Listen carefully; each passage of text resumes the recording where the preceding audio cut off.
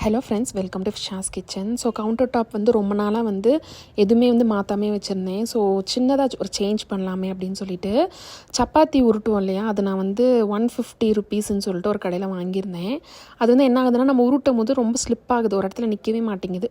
So okay, அதை வேறு எதுக்காவது யூஸ் பண்ணலாமே அப்படின்னு சொல்லிட்டு இப்போ இந்த இடத்துல வச்சு இப்போ இந்த கல்லுப்பும் இந்த சால்ட் உப்பையும் வந்து இது மேலே வைக்க போகிறேன். ஸோ இது வந்து இதுக்கு யூஸ் பண்ணிக்கலாமே அப்படின்ட்டு வச்சதுக்கப்புறமா இந்த அஞ்சரை டப்பாவில் வந்து கடுகு, மிளகு இதெல்லாம் வந்துட்டு எனக்கு அதை ஓப்பன் பண்ணி எடுத்து யூஸ் பண்ணுறதுக்கு பிடிக்கல. ஸோ அதனால் கிளாஸ் ஜாரில் போட்டு வச்சிடலான்னு சொல்லிட்டு இந்த பிளேஸை அதை யூட்டிலைஸ் பண்ண போகிறேன். ஸோ பார்த்திங்க அப்படின்னா கண்ணாடி ஜாரில் வந்துட்டு இதில் வந்து கடுகு போட்டுக்கலான்னு சொல்லிட்டு எம்டியாக தான் இருக்குது, ரீஃபில் பண்ணி வைக்கணும். அதுக்கப்புறமா வந்து மிளகு, சீரகம், சோம்பு, வெந்தயம், அப்புறமா வந்து மஞ்சத்தூள், பெருங்காயத்தூள். ஸோ இதை வந்து இந்த பிளேஸில் வந்து வச்சாச்சு. ஸோ எடுத்து நம்ம யூஸ் பண்ணுறதுக்கு ஈஸியாக இருக்கும் அடுப்பு பக்கத்தில் அப்படின்றதுனால.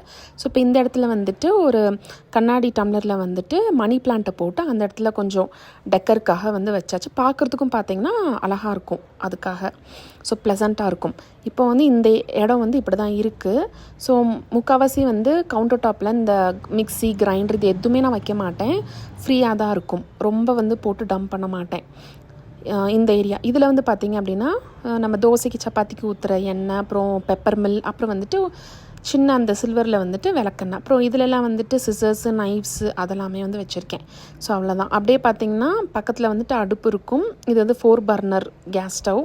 அப்புறம் வந்து அதுக்கு பக்கத்தில் கரண்ட் அடுப்பு, தண்ணி கொதிக்க வச்சு தான் குடிப்போம், சீரகம் போட்டு.